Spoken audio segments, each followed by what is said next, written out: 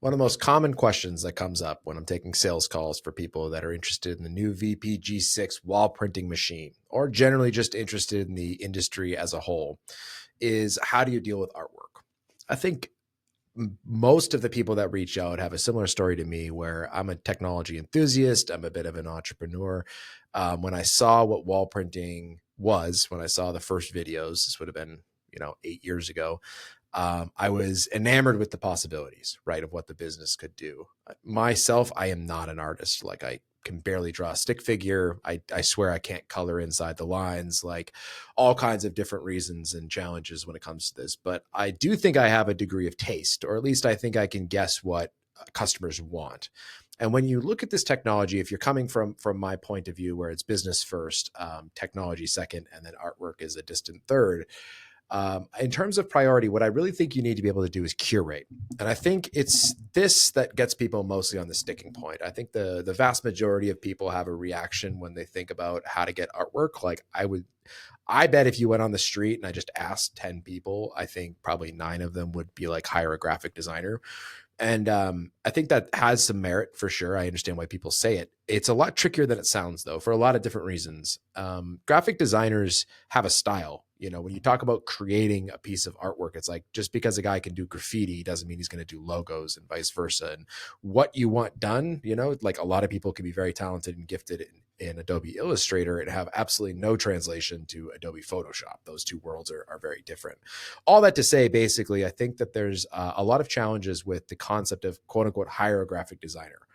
Um, what you really want is someone with graphic design skills that's able to come up with ways to present ideas to customers quickly and easily, and then get print ready files made. So what I typically tell people when people come in for training or they bought one of our machines and they're looking to get started and they're not coming from the art side. I mean, if you've got the Photoshop skills, use them, obviously.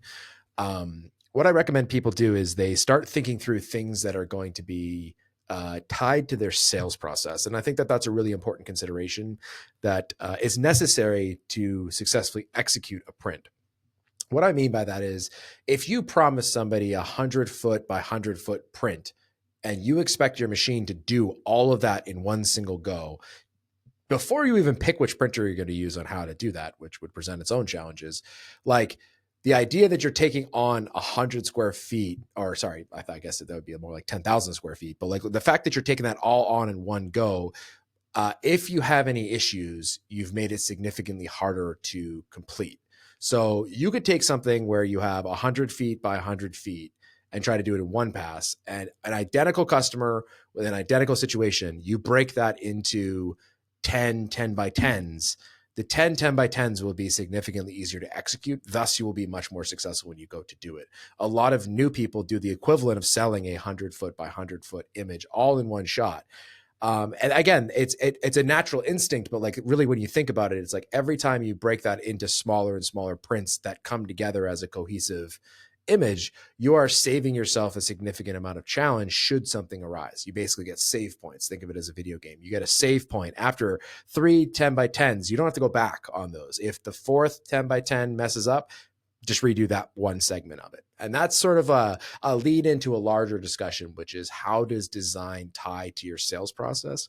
And I alluded to it earlier just now, but essentially what we do is we break our artwork needs into 2 different categories. You've got the sales category, where I need to be able to present clients ideas for what they may want. So what I really need in that skill set is I need to be able to take a good, decent photo of the space that I'm going to be using, and I need to be able to quickly render ideas onto the walls so that clients can see the vision for what we are creating. That skill set is going to lead to more sales than almost any other. If you're looking at how we look at the sales process, we don't consider it like ready to go until we've shown a client, like, here's your wall, here's the artwork we're putting on the wall. Do you love this? Are you willing to sign off on this? That is the ultimate objective to the first phase of the sale, right? So that's a kind of a different skill set. What you need there is you need speed. You don't want to promise a client that you're going to give them some ideas and have it take 3 days. You got to strike while the iron's hot. So being able to go in, take a photo, have a conversation, and that night send them ideas is absolutely critical. So speed 100% has to happen. Number 2, you have to get like poignancy. you have to get relevancy. It has to be something that they're interested in. So it does you no good just to throw any old image up there. It has to be something along the lines of what they were looking for, which is an important part of this initial sales consultation. Is like, what do you like? Try to get try to get a mood board out of them. Try to get, like, and by mood board, what I mean is like a sampling of like, what are they interested in? What do they have? What sort of vision did they have for this space? What do they like? Do they want a landscape, a cityscape, their logo? What is it? What general family of designs are we playing in? And then what you want to be able to do is take that and translate it into like 2 or 3 really good ideas that are rendered on their walls. Now that exercise might take you from logos to watercolor to graffiti to photorealism to any number of things that you can think of. One size fits all graphic designer is going to have a lot of challenge fitting all those different needs depending on the client and what you're trying to do. As well, you need that fast and inexpensive. So you don't really want to pay somebody an hourly rate to give you ideas until the customer's paying for it. Right. So it presents this kind of unique challenge. And in early days, we significantly worked hard at like, how do we present fast and easy before we get to the part where we need resolution, final form, exact dimensions. Those kinds of things can happen after they've bought in, after they sign off on it. To start, what you need is fast iteration. So when you look at the sales process and you look at how it ties to design, and then you look at the successful execution of that design, they're all intimately linked. Right. So if you have a really, really effective sales process, you're going to be putting really great ideas in front of your client that they could sign off on right away. Right. So you want to close that gap. We've, other videos, we've talked about that gap between somebody agreeing you're great, they love the product and they want it, to you have ink on the wall. The biggest thing is, what do you print? Right. So the more quickly and easily you're able to put it in front of your client, the ideas that are aligned with their design preferences, that show something you can do, that's really critical. Because if they sign off on it, you can take that and then go execute the print and get your big payday out of it. So it's really, really important that when you're considering how do I deal with artwork, you kind of break it. And that first phase is really super important. It's going to be one of the biggest parts of your sales. Now, put a big asterisk here. Like, of course, there are many examples of clients that come with their own designs, for sure. That is an option. 100% should be utilized. We love it when that happens. Even down to like, a lot of times they just want the logo. So like, you don't have to do a lot. You don't need to be particular.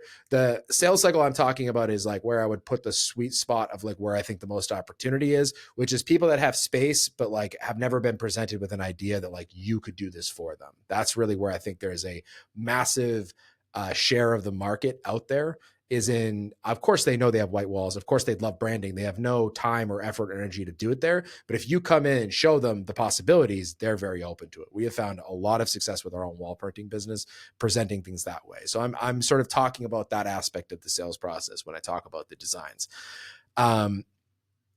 When you look at what most of the visual branding requires, it's like a core concept of like their color scheme, their logo, right? With a little bit of an add-on to make the graphic look really great. An example of an add-on would be like company ethos, like a word wall, doing something like maybe a timeline of the company's existence. Like you're going to find some common ground in the corporate space. Again, where commercial corporate is where most of the money, if not all of the money, actually lives in this industry. You're going to find some commonality. So when you ask yourself, how do I deal with the artwork? Like what I would recommend is paying close attention to the heavy hitters of the things that like are coming up most often, and coming up with ways that you can create iterations, right? So imagine like a corporate timeline. Great. Get like 3 versions in your back pocket so that that's what they want. Like you can you have a easy, simple way of presenting them with an idea of what that looks like. It's going to be really crucial. As you transition into, okay, so they've signed off on it. You've given them a great vision. You've got the sales process done. Now we need a print ready file. Now you're into the big boy stuff. This is where the technology, you really got to have an understanding of the technology, where you really want to consider getting involved with Wallprint Academy and our community and all those things of like, there's a lot of nuance to how a new operator would approach a job versus how Liam, let's say, who has multiple years of experience, how they would approach the same job with artwork.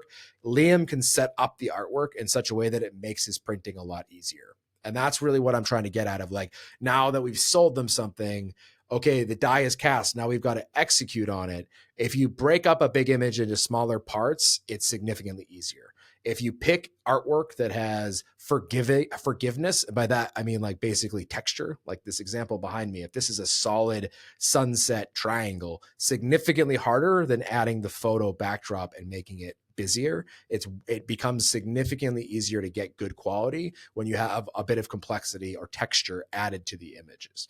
All this is the kind of stuff that if you're, getting serious and you're thinking about pulling the trigger on a machine, you want to look at it. This is the kind of thing that if you come train with us, if you were to come into our facility here in Asheville, these are the kinds of things that we would review. We do training for other machines. We do training for our machine. Of course, we'd always tell you why our machine, but if you have a different machine, no problem. A lot of these principles are universal. So this is where you really want to consider getting some hands-on approach, is getting a print-ready file. That front end, that like fast iteration, most of what you should be looking at doing it, you have the huge advantage of coming on board right now, is AI. You should be leveraging image creation on AI specifically and almost exclusively for the sales process. Once you can get that, you should come in for deeper training on how to take those concepts, take that sale and turn it into a print ready file so that you can be really successful on site. And there is a big difference and a lot of nuance that goes into understanding how do you set up the image so that you can guarantee success, so that you know it's true. From if you're going to do some test prints, what should you test and how should you evaluate that test? If you're going to be setting up and thinking through a higher degree of complexity for that piece of artwork, a good example of that being scaffolding, come in and work with us, take a look at maybe joining the Wallprint Academy, joining the community. You can have lots of conversations with us about how we would approach it, why we would approach it that way. Really want to learn from our experience. This is all stuff we've learned in the trenches out there, trying to figure it out as we go. So when it comes to how you deal with artwork, I think the first piece of advice that I would really give anybody is to think through, how are you going to present art to your client that they can sign off and give you a check to do the job. If you can do the front part, the back part we can explain the nuance on. The front part, you have to get really good with AI, things like Midjourney, Gemini, any of those programs. Find a way to utilize those to present your ideas, to present the vision to the client. That's probably the most important thing.